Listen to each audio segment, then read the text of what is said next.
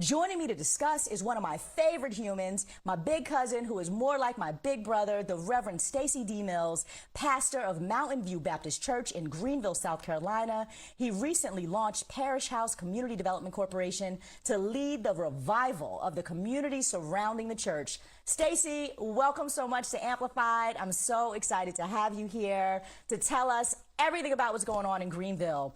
I would love for you to just start off by telling us what's happening in Greenville and what inspired you to start to think about the economic development opportunities for Mountain View. First of all, I have to say hello to you, cousin. Thank you for inviting us on. Some amazing things are happening in Greenville, South Carolina. We're on the top list of top 10 cities to live, to retire to vacation.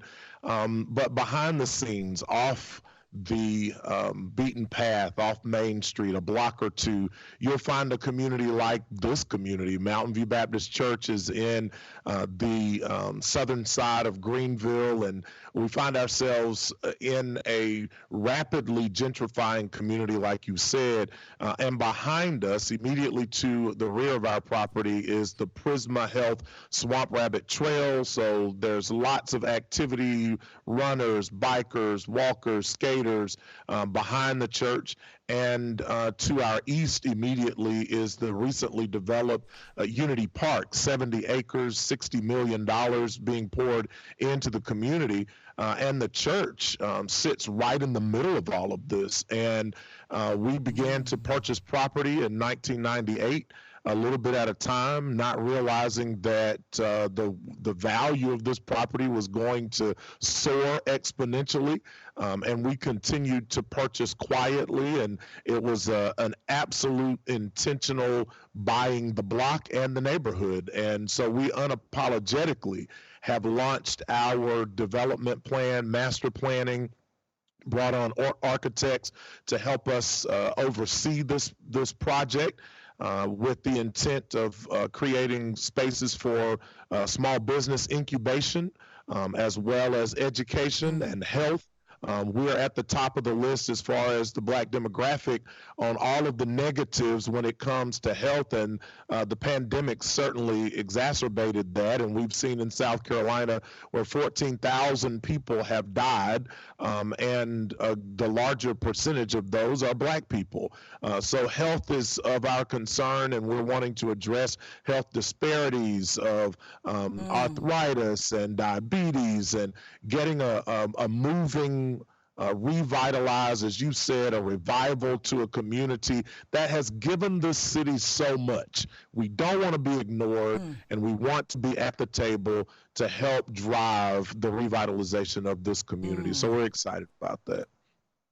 Well, I want to talk about all those tables that you sit at too, because pastoring in and of itself is a full-time job. I mean, that's a lot of work, but you are also a civic leader. So first of all, your day job is that you're the assistant vice chancellor and executive director of the University of South Carolina Upstate. You're also the chairman of the Urban League. You're the chairman of the Greenville Health Authority Board of Trustees. You're the chairman of the Citizens Advisory Panel on Public Safety. And I know that through all these years, you mentioned you started thinking about this in the late 90s, you've been advising just the broader, greater Greenville economic development strategy. So I'm curious, as you kind of take a step back and think about how far you've come and how you're positioned, how has wearing all of these hats really helped you, one, position the church, but certainly kind of get some broader understanding and exposure of those opportunities around this project?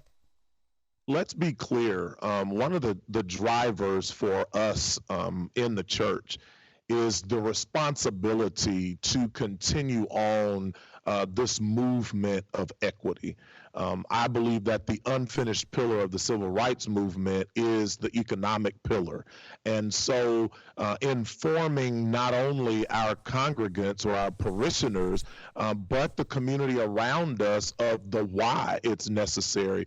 Walter Hood of the Hood Design Studios writes a book entitled Black Landscapes Matter, and they absolutely do matter. And so my belief is that to get access access, we need to be in the room. And as they've always said, if you're not at the table, you're on the table. And we want to help our leaders realize and know that there's value in investing in our people, grassroots leadership, developing strategic implementation of candidates for office to unapologetically be in position to inherit roles that we can represent ourselves and speak about the issues that are important to our community. Our children need to have early access to education and child development, not just preschool where we go and play. It's not a daycare, but a child development center. Do you see the difference in those? You can have a daycare where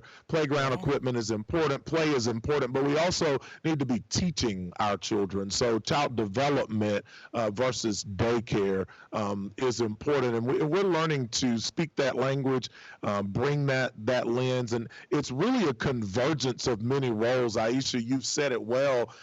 We have been involved. I do preach and teach and lead and pastor our congregation, but we're also involved civically. We're involved in higher education. We're involved in the conversations that matter, and all of those conversations that are happening in the larger community, we bring it back and we hash it out right here behind me so that people can get it in layman's terms, to go back out, know how to speak to their children's teachers, to know how to apply for a loan, start a small business, write a business plan. All of those are important conversations that Black people need to be involved in right now in this country.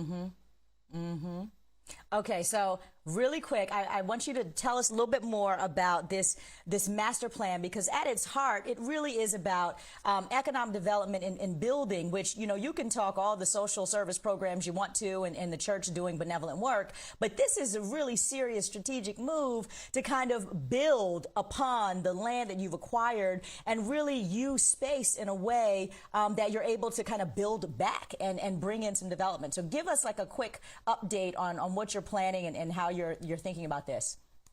What's really exciting to me, Aisha, and I appreciate you giving me this space to talk about this, is our ability to bring collaborative partners to the table. CSX Railroad, Duke Energy, DHEC, our state governance being involved with us and recognizing that we can be empowered as a community to come to the table with our own plans. What we envision in this community is a redevelopment of an entire neighborhood, a corridor, if you will, into what is happening in downtown Greenville. It's amazing what's happening, but we're standing up a community where there once were 400 to 500 families living in duplex, shanty-style, triplex homes right around the front door of this church. And I often say that the community built the church, and now the church gets to build the community. And so that will include child development. That will include health education. It will include home ownership and people being able to, young professionals, return to this community and live and work and play in this neighborhood. So we're partnering to expand our reach. Certainly it has gone far beyond what we initially imagined, but we've kept up. We've leveraged ourselves, adjusted each time we are given an opportunity to purchase property. I love this idea of cooperative economics, and I appreciate you highlighting this, because the offering plate has always been the way that we've been able to help our community stand up, whether it was the pastor and his family being able to have a career and participate in the larger society, or our ability to meet families where they are. If there was an emergency need, then it came from the church to be able to tap into its funds to assist families. Now we're taking it outside the walls. We're able to do something bigger, even for people who may not be members of our church, who may end up buying property or building a home or living in a multifamily unit that we build and develop and manage through companies in our church. And I can't be more excited. I can't tell you more after 24 years of pastoring to be able to see this come to fruition and to give something back to a community that has been depleted of its resources. So many firsts came out of this church. First Black Mayor Pro Tem, first Black graduate of Furman University, first Black employee of Piedmont Natural Gas, who laid the first pipeline for natural gas in this community. All of that, and we're harnessing that and saying, we're still here, and we're going to participate in what's happening in this economic growth in this community. So equity, economic mobility, it's a part of our language. It's a part of our sermons. It's a part of what we believe is our responsibility as a church. Reverend Stacey D. Mills, I am so inspired by you and proud of you and excited to see how all of this develops. Thank you so much for coming and sharing your vision with us, and we will absolutely continue to follow you in the project. Appreciate you. Thank you.